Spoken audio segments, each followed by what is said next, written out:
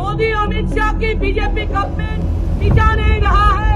2, 3, 4 साल हो गया।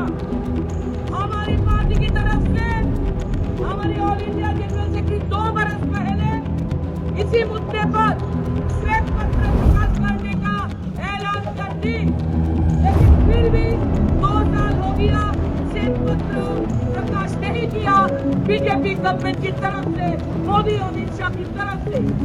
আমাদের ন্যাশনাল জেনারেল সেক্রেটারি মাননীয় সাংসদ অভিষেক বন্দ্যোপাধ্যায় 14 মার্চ 2024 বাংলার যে বকায়ার জন্য গভর্নমেন্ট অফ ইন্ডিয়াকে শ্বেতপত্র হোয়াইট পেপার দেখানোর জন্য কিন্তু বলেছিলেন।